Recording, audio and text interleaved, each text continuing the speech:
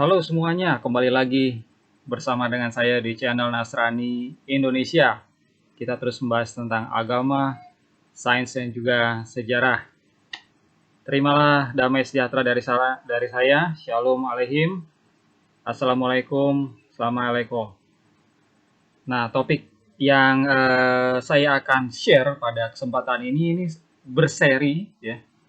Topiknya adalah LAI vs Peshitta. Ya, saya akan membandingkan terjemahan LAI dengan kitab Peshitta Aramaik gitu ya. Nah ini berseri, saya nggak tahu sampai seri keberapa gitu ya. Karena saya akan bagi dua ya.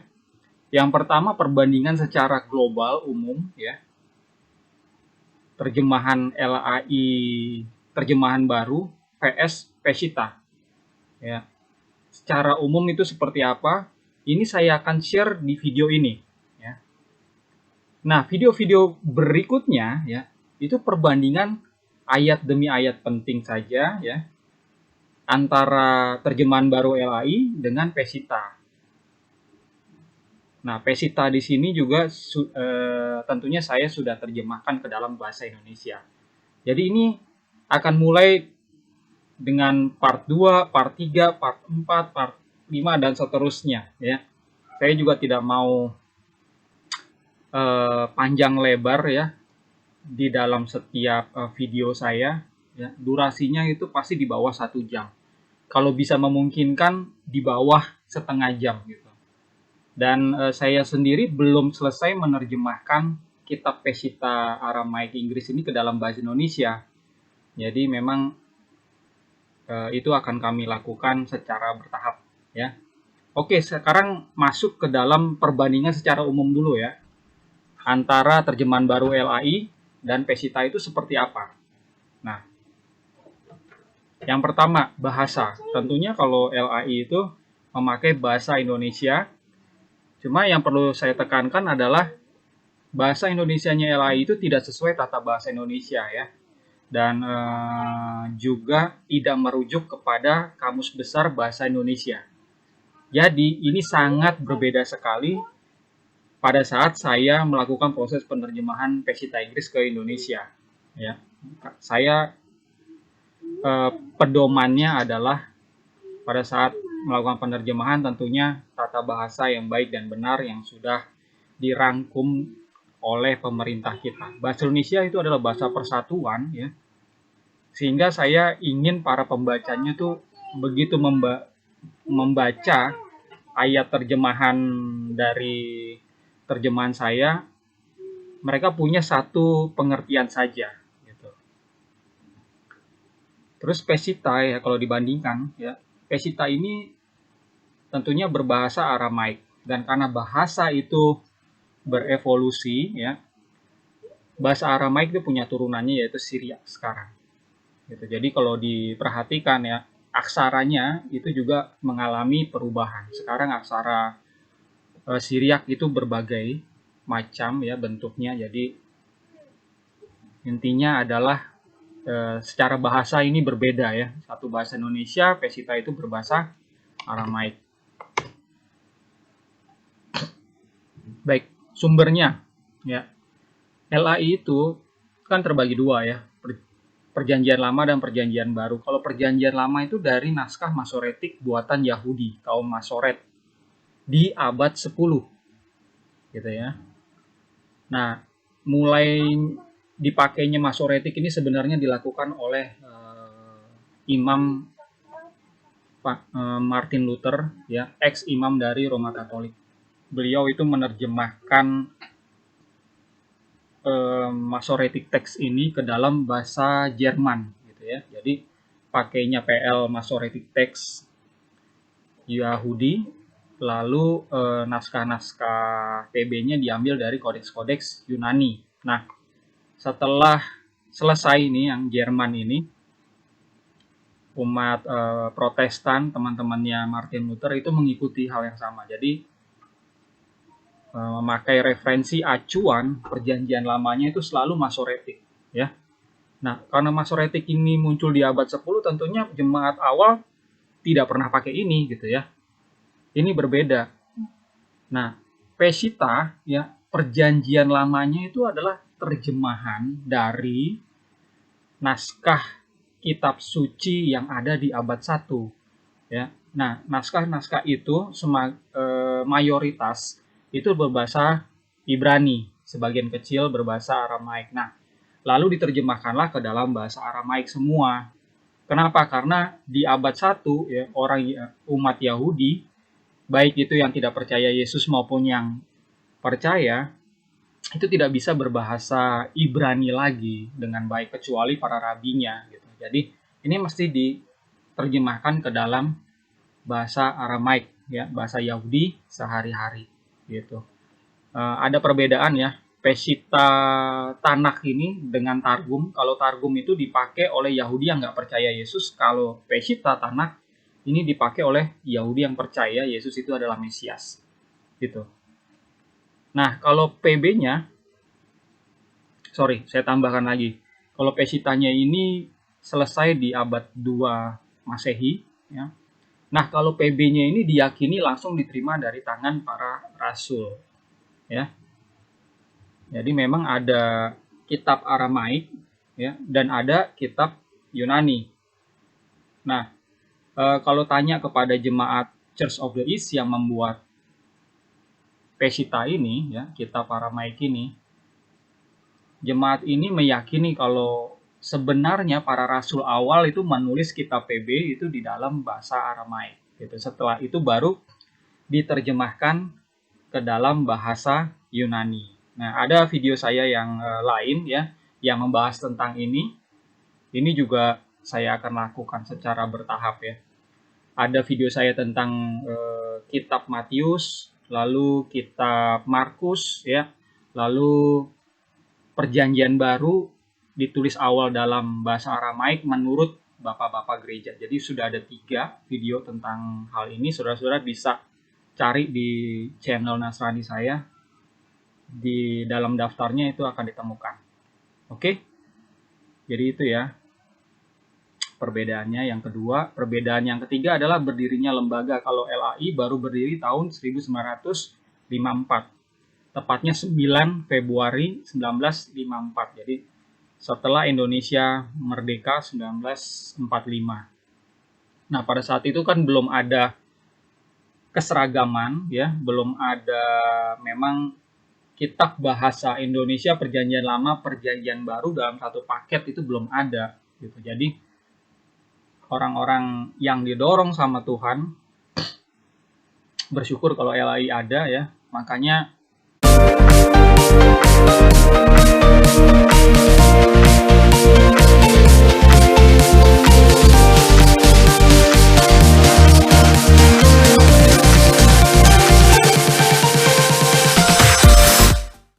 mulai menerjemahkan gitu. Jadi ada beberapa kitab sebenarnya yang sudah ada ya, itu dijadikan satu ya, lalu direvisi sampai sekarang ya. Ada terjemahan lama, terjemahan baru ya.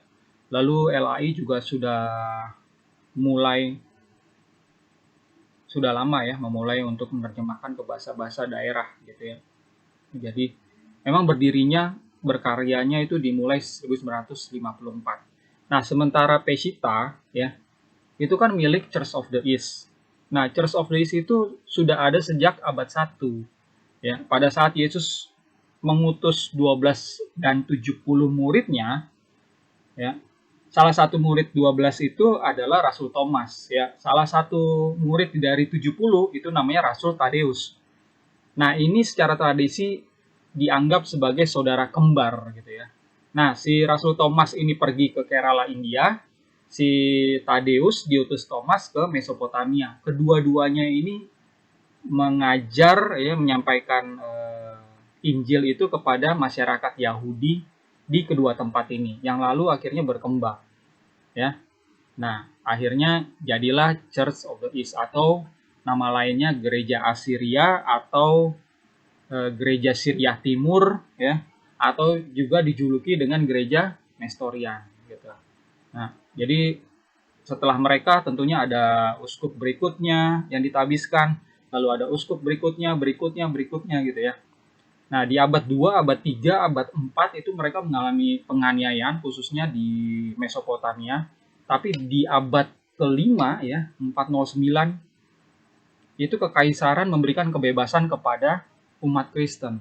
Nah, di tahun 410 barulah diorganisir ya suatu konsili di sana untuk menentukan ini gereja harus mandiri.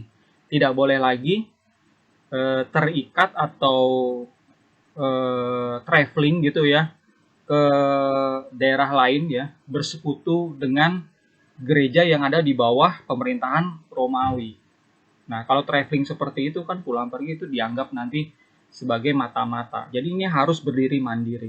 Nah, jadi secara organisasi resminya COE berdiri itu di abad 5 atau tahun 410 gitu ya. Jadi sudah berdiri lama gitu. Dan dari abad ke abad ya memegangnya kitab Peshitta ya. Mereka tidak bisa berbahasa Yunani. Pada saat itu juga bahasa Arab juga belum ini ya, belum mendominasi ya. Bahasa Arab itu kan baru abad 8, abad 9 gitu ya.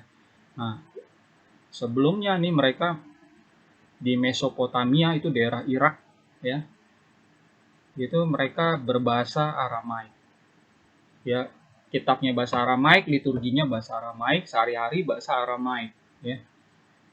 Itu. Nah, begitu bahasa Arab muncul, mereka juga belajar bahasa Arab ya.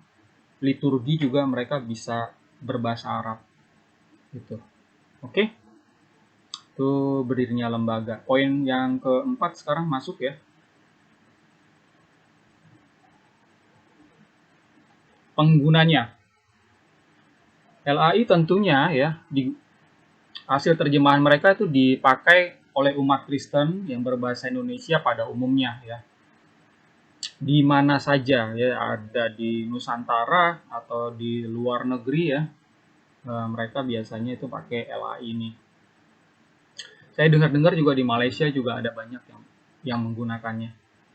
Oke, Peshitta ya, penggunanya tentunya yang pertama-tama adalah jemaat COE itu ya, baik yang ada di Mesopotamia maupun yang ada di Kerala India. Namun yang di Kerala India ya, begitu Portugis masuk abad ke-15, abad ke-16 ya, Portugis masuk dengan membawa ajaran Roma Katolik. Nah, Roma Katolik itu bahasa yang dipakai dalam kitab suci dan liturgi adalah bahasa Latin ya, semenjak abad kelima. Jadi begitu masuk ke India ya, gereja-gereja di sana itu dipaksa untuk memakai kitab hasil terjemahan mereka Latin, liturginya juga berubah secara Latin. Yang kitab-kitab yang Aramaik itu dibakar gitu. Jadi kalau kita melihat kaum Nasrani yang ada di India, mereka masih menyatakan diri sebagai Nasrani Martoma ya. Kaum Nasrani ini sudah tidak lagi berbahasa Aramaik seperti dulu ya. Kitab suci ini juga sudah bukan Peshitta lagi. Nah, kalau yang saudara-saudara yang ada di Mesopotamia itu kan menyebar kan sampai sekarang. Bahkan mereka adalah jemaat pertama yang masuk ke Kota Barus, ke Nusantara. Cuma tidak lama ya, cuma di abad 7, lalu tidak terdengar lagi di abad 8. Gitu. Terus mereka ini yang sekarang ini sudah juga bercabang-cabang ya. Ada yang di Amerika, di Australia ya, di Asia saya pernah baca website di Filipina ya. Jadi semuanya ini menggunakan Peshitta gitu. Nah, di Indonesia tidak ada cabang langsung COE yang masuk ke sini, tapi ada satu gereja namanya Gereja Nasrani Indonesia, itu tabisannya punya beberapa tabisan. Salah satunya itu dari Ancient Church of the East gitu ya. Jadi mereka juga menggunakan Peshitta di Indonesia. Nah, saya tuh dari tadinya imam di GNI, jadi saya mengenal istilah Peshitta dan lain-lain itu dari gereja ini. Oke, itu penggunanya. Jadi lebih banyak mana penggunanya? Tentunya lebih banyak Peshitta, ya. Apalagi kalau Pesita nanti sudah diterjemahkan gitu ya. Jumlah kitabnya gimana? Kalau jumlah kitabnya sih sama ya. LAI itu menerjemahkan ya, memakai kanon dari Martin Luther ya. Jadi Martin Luther seperti tadi saya bilang, sebenarnya Deutero itu dimasukkan juga sama si Martin Luther ya. Cuman ditaruhnya tuh di akhir dari kitab 66 ini. Nah, dia beranggapan, dia meyakini, dia kasih tahu teman-temannya kalau kitab Deutero ini yang jumlahnya 7 itu tidak sebanding dengan yang 66 gitu loh. Makanya setelah itu teman-temannya itu tidak memakai yang kitab Deo lagi, yang dipakai hanya 66. Nah, Pesita kalau kita beli di amazon.com ya, ini di Indonesia belum ada ini ya. Jumlah kitabnya tuh 66 ya, Kejadian sampai Wahyu juga. Namun perlu diperhatikan ya, Jemaat COE itu untuk kitab PL-nya sebenarnya yang di kanon itu lebih banyak. Ya, lebih banyak. Nah, kanon kitab PB-nya lebih sedikit ya, lebih sedikit. Jadi kalau PL-nya sendiri itu lebih banyak dari Septuaginta.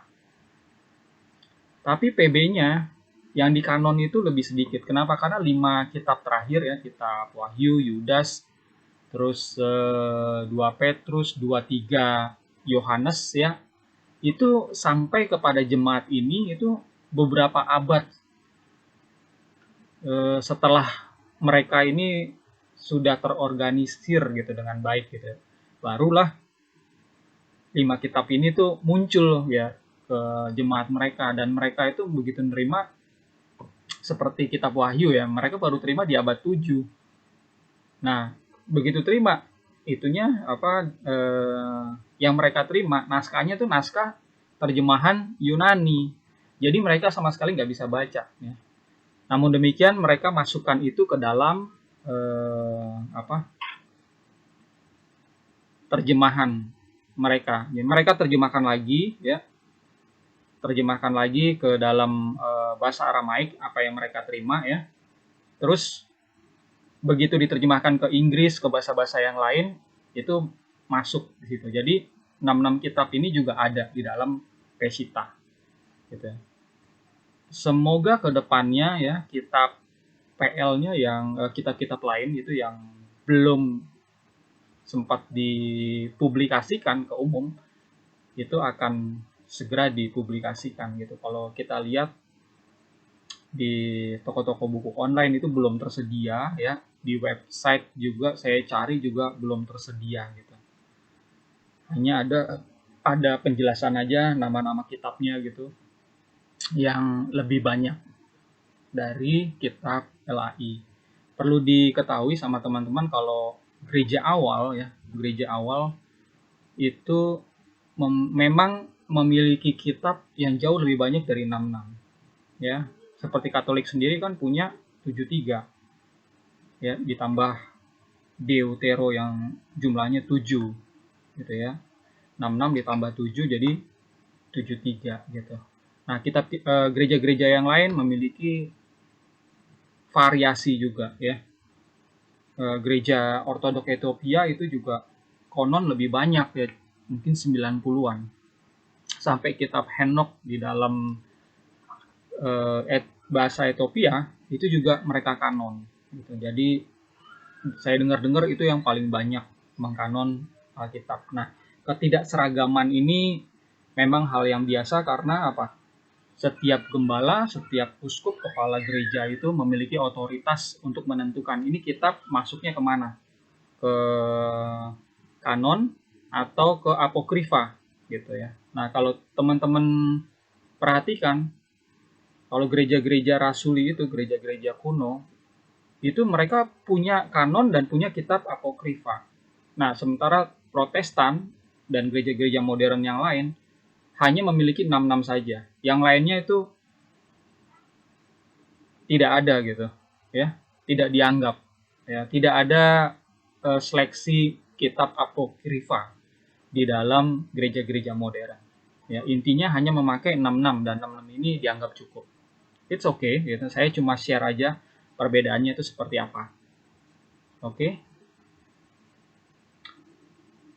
Lalu yang keenam, dapat dibeli di mana? Tadi sudah saya singgung ya, kalau LAI itu di Indonesia, di Malaysia juga bisa beli.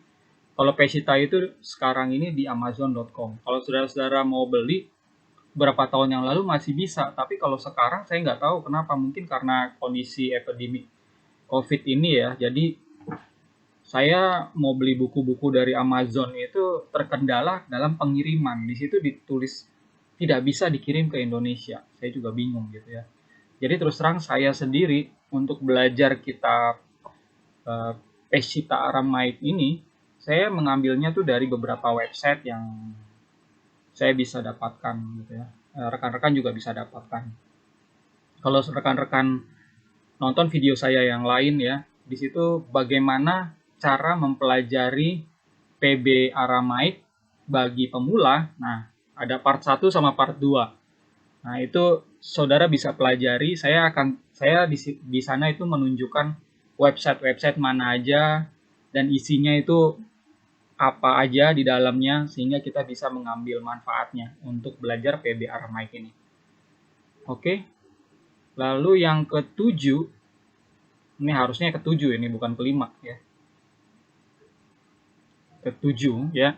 Terjemahan Indonesia itu sejak 1954 untuk LAI ya. Kalau Peshitta ini saya sudah mulai sih tahun ini, tahun 2000 ini, tapi belum selesai ya, belum selesai. Jadi saya mau menerjemahkan, ada yang minta diskusi, ada yang minta saya mengajar. Ini aja video ini saya buat karena lebih dari satu orang yang meminta, yang mendesak saya, ayo dong, buat dong perbandingan antara terjemahan LAI dan terjemahan Peshittamu gitu. Ya udah, ini secara global dulu saya buat gitu ya. Oke, terus terang ini belum selesai rencananya ya. Saya menyelesaikannya itu sebelum 2023 gitu. Itu rencana aja. Rencana kan harus ada target gitu ya. Semoga selesai. Oke, berikutnya terjemahan Indonesia. Kalau baca terjemahan Indonesia LAI ya, itu mereka menerjemahkannya tidak sesuai dengan kaidah tata bahasa Indonesia yang baik dan benar dan tidak mengacu kepada KBBI gitu loh. Ini kalau ditinjau dari sisi bahasa, mohon maaf ya, ini kepada penerjemah LAI kalau nonton ini, bisa saya bisa saya bilang ini bukan terjemahan bahasa Indonesia yang baik ya. Karena bahasa Indonesia itu hanya satu ya, yang ada aturannya. Nah, aturannya itu dibuat oleh pemerintah kita ya. Kalau aturan sekarang itu kan mengacu kepada Pedoman Umum Ejaan Bahasa Indonesia. Sebelumnya adalah ejaan yang disempurnakan. Nah, ini ada perubahan-perubahan tata bahasa sehingga ini membuat para penerjemah itu juga harus waspada dalam menerjemahkan karya-karyanya. Dan setiap menerjemahkan, definisinya itu nggak boleh buat sendiri gitu ya, nggak boleh buat sendiri, nggak boleh ada kamus sendiri, terutama kalau definisinya berbeda dengan kamus resmi di suatu negara. Dan di Indonesia ini sudah ada KBBI gitu loh ya. Banyak orang yang berpikir LAI itu berhak untuk menentukan definisinya sendiri. Nggak bisa gitu ya. Kalau LAI berhak, nanti ada lembaga penerjemah tandingan, dia juga berhak. Terus agama yang lain berhak juga memberikan definisi istilah-istilah, lema-lema, kata-kata di dalam kitab suci mereka. Nah, karena ada banyak institusi, organisasi yang merasa berhak memberi definisi satu kata, padahal sudah ada di KBBI, akhirnya definisinya beragam gitu, nggak satu lagi ya. Perlu dipahami kalau bahasa Indonesia itu dipakai ya, dilestarikan supaya kita ini bersatu ya. Memang tujuan adanya bahasa Indonesia adalah mempersatukan bangsa kan, bukan memecah belah. Jadi dengan tidak mengacu kepada kaidah tata bahasa, tidak mengacu kepada KBBI, katanya aja ini bisa ambigu, bisa berbagai makna, apalagi kalimat ya, apalagi kalimat gitu loh. Ini artinya jadi beragam. Belum lagi kalau ada penafsiran-penafsiran. Wah, jadi beragam sekali. Gitu loh. Ya, nggak sembarangan untuk menerjemahkan ke dalam satu bahasa. Ya, penerjemah saya yakinlah kalau penerjemah LAI itu bisa Aramaik, bisa Ibrani, bisa Yunani, saya yakin sekali gitu. Tapi kalau untuk bahasa Indonesia, saya bisa bilang kalau mereka kurang mengindahkan aturan ini. Bisa bilang kalau mereka sendiri nggak paham tata bahasa yang baik dan benar ini gitu ya. Nah, terjemahan Pesita Indonesia saya memang belum selesai, tapi yang sudah saya jalani sebagian terjemahan kitab Matius ini benar-benar sesuai gitu loh, ya. Dan hasilnya ini sangat berbeda. Itu sangat berbeda sekali, ya. Sebagai contoh aja nih, sebagai contoh di Matius pasal 4 ya. Di situ ditulis ya, kalau Yesus itu dibawa ke atas bumbungan bait. Nah, LAI menulisnya tuh Yesus dibawa oleh iblis ya ke atas bumbungan bait Allah. Tahu nggak bait Allah itu di mana? Bait Allah itu di Mekah adanya. Kalau lihat kita geografi, kita lihat ensiklopedi, kita lihat berita, ya itu memang bait Allah itu cuma satu, ya tidak ada di Yerusalem. Adanya di mana? Adanya di Mekah, ya. Jadi ini rancu sekali. Kenapa? Ya karena ini LAI tidak memakai kaidah tata bahasa, ya tidak mengacu kepada KBBI. Jadi ya, akhirnya terjemahannya ini salah kaprah gitu ya. Kalau dilihat ke naskah Yunani maupun naskah Aramaik ya, yang ada itu kata temple gitu aja, the temple di dalam bahasa Inggris. Dalam bahasa Indonesianya bisa diterjemahkan menjadi kuil itu atau bait itu. Udah cukup gitu. Nah, kalau mau ditambahkan ya bisa ditambahkan di catatan kaki. Ini maksudnya bait apa? Letaknya di mana? Itu dijelaskan. Itu begitulah caranya kita menerjemahkan dengan baik ya, sesuai tata bahasa ya. Dan kalau menerjemahkan dengan sesuai KBBI, Kamus Resmi di Indonesia, tidak akan muncul satupun nama Allah. Makanya di dalam terjemahan saya tidak ada ini kata ini gitu. Oke, itu aja yang bisa saya sampaikan di perbandingan LAI dan Pesita ini secara global. Ini adalah video pertama, saksikan juga video-video saya tentang perbandingan ini berikutnya. Saya undur diri. Shalom alaikum, assalamualaikum.